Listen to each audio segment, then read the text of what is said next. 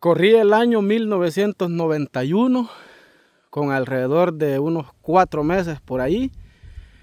El día no lo recuerdo, pero sí tengo bien presente que como a eso de las 11 de la mañana del aeropuerto militar de Ilopango, un helicóptero de la US Army, un helicóptero Cobra equipado con una M2 Browning calibre 50 y algún lanzacohetes, partió hacia esta zona, a lo que conocemos como el Filo, y comenzó lo que sería uno de los ataques aéreos más impresionantes que se hayan registrado para el tiempo del conflicto en nuestro país. Lastimosamente, por esta zona se había formado un campamento enemigo y inteligencia pues ya tenía coordenadas y todos los datos de este campamento enemigo, y se llegó el día en el que un solo helicóptero de la Armada, de donde ustedes ya saben dónde, vendría a destruir ese campamento, dejando prácticamente un baño de sangre y destrucción a su paso por donde sea que ustedes lo quieran ver. Y bueno, nosotros vivíamos en ese entonces, aquel es Caserío La Junta, nosotros vivíamos para este lado en Caserío Bodegas. Y cuando comenzó aquel helicóptero, hizo alrededor de unas 2 rondas sin disparar, y a la tercera ronda comenzó a disparar aquella Browning M2 que parecía que escribía en el aire. Y el temor más grande de nosotros era que, según nosotros, iba a disparar o estaba disparando para el caserillito donde nosotros vivíamos. Pero no, al ratito comprendimos que el helicóptero disparaba para acá, para lo que se conoce como el Filo. Yo estaba cipote, pero bien lo recuerdo. Teníamos una puertecita de vara de bambú rajada y un amigo de nosotros estaba ahí, y tras de esa puertecita se cubría, y cuando el helicóptero pasaba haciendo las descargas y regresaba, él salía a ver y decía: ahí viene de nuevo, decía, cúbranse, y comenzaba otra vez. Y lo más impactante era que en medio de las descargas de la Browning se escuchaba solo el silbidito de un lanzacohetes y aquel estruendo de aquellos bombazos. Y aunque ustedes no lo crean, desde allá donde nosotros vivíamos se comenzó a escuchar a la gente gritar aquí en el campamento, y también se comenzó a escuchar contrafuego. O sea, los que estaban acá comenzaron también a dispararle al helicóptero. Pero imagínense ustedes qué podían hacer con, bueno, tenían sus AK-47 y posiblemente algún su Dragunov, pero un helicóptero de esos para ese tiempo era algo súper avanzado. Imagínense un Cobra equipado así. Entonces, nosotros lo que hacíamos, bueno, yo estaba cipotillo, pero la gente lo que hacía era comenzar a orar. O sea, no hacían otra cosa más que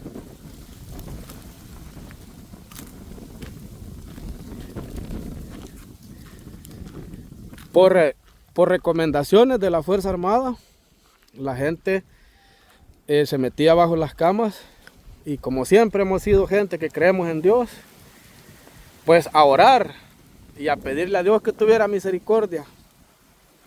Y ¿saben qué es lo más impactante y que tengo yo bien presente? Es que las tejas de la casita donde nosotros vivíamos, ahí caía los restos de munición, o la munición basura. Caían los casquillos de las enormes balas .50, pedazos de canana hasta con 7 balas que la percutadora, la aguja percutora, de tan rápido que percuta, no alcanza a picar todos los casquillos, y se van pedazos de canana completos sin detonar. Y casquillos de lo que podría ser, no sé qué tipo de cohete sería, Yo creo que el 105 era demasiado grande para andarlo en un helicóptero, no sé. A lo mejor era un 80, pero caían unos casquillos como de a cuarta también.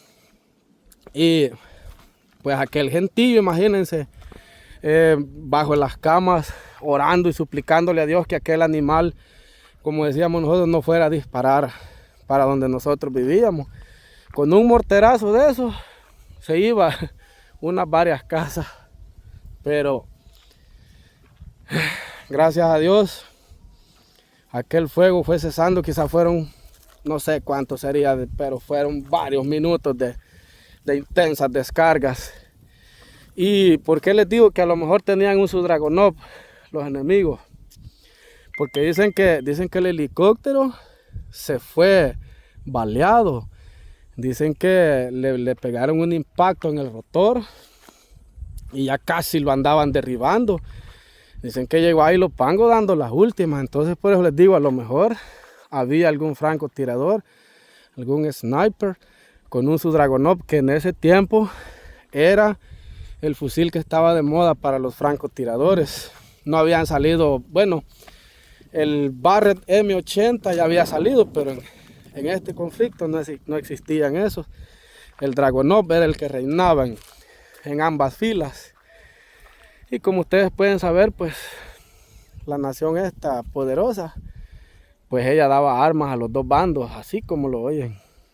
Las guerras siempre han sido un negocio. Espero que no me vaya a censurar YouTube por esa palabra. Igual estoy hablando de la nación donde se creó YouTube. No me conviene. Pero me han pedido que cuente estas historias. Y para mí fue una de las más impactantes esas que les digo. Y esa vez es cuando les conté en otro video que había llegado un muchacho. Cuando habían destruido este campamento. Llegó un muchacho y ofrecía una arma al que le diera donde dormir, y nadie quiso, pues, porque imagínense. Pero la realidad es que fueron tiempos horribles que primero Dios nunca se vuelvan a repetir ni en broma. Y así que pasó lo mero tremendo del fuego. Bien recuerdo que con mi papá nos fuimos a un potrero allí, potrero de Don Chepe, le decíamos nosotros. Venite, mi papá, vamos a juntar balas. Y nos fuimos allí. Y como ahí caía la basura de munición, no hombre, vieran cómo se hallaban balas sin percutar. Y hasta pedazos de canana, como les digo. Y a mí lo que me gustaba era aflojarles la bala y sacarle la pólvora y darle fuego. Ya ven que la pólvora de las balas es una pólvora de una reacción bien lenta, porque tiene óxido de acero. Es una reacción bien lenta. Entonces a mí eso es lo que me gustaba. Yo me fascinaban las armas. Yo cuando veía pasar el montón de tropas, a mí me gustaba verle los fusiles que llevaban trabados y las famosas bazucas, las lanzagranadas. Recuerdo bien que una de las armas más bonitas que andaban llevando era uno que se le adaptaba un lanzacohetes, no sé si se le adaptaba un lanzagranada, perdón. No sé si es el AK-47 o qué clase de arma es, pero ese fusil era bien bonito, se le podía adaptar un lanzagranadas. Y pues imagínense la pobre gente que estaba acá. Y aquí me imagino que habían civiles también, se fueron en la cuenta, porque ese helicóptero dejó caer una lluvia de fuego. O sea, como en las películas, pues. Yo estaba así potillo, como les digo, pero bien lo recuerdo. Y despuesito de eso, quizás como a los 5 o 6 meses, no sé, después de esos 7 meses después, se firmaron los acuerdos de paz en Chapultepec, México. Por si no saben, allá se firmaron los acuerdos de paz y el cese al fuego aquí en El Salvador. Igual quedaron algunas escaramuzas, porque un cese al fuego no es así nomás de una guerra civil. No va a terminar así por así que se diga que hoy se firmaron los acuerdos y se acabó todo. No, algunas personas involucradas en la otra contraparte no estaban de acuerdo con los acuerdos de paz. Entonces ellos siguieron luchando ya en algunas escaramuzas. O sea, ya poco pues. Después vino pues el desarme. Yo recuerdo que había un programa que se llamaba Armas por Bienes. Había un programa de gobierno, salían a los caseríos y cantones por un buen M16 en buen estado, te daban una buena refri.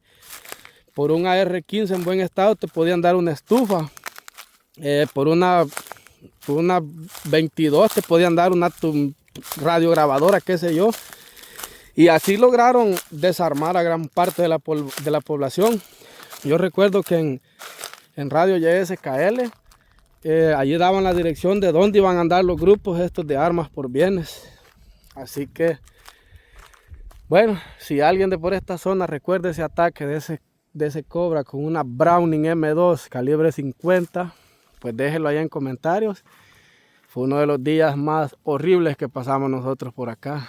Cuídense mucho, saludos y bendiciones para todos. Nos vamos a quedar hasta acá. Y acá se entra la noche y no traje linterna y las de los teléfonos no son muy efectivas.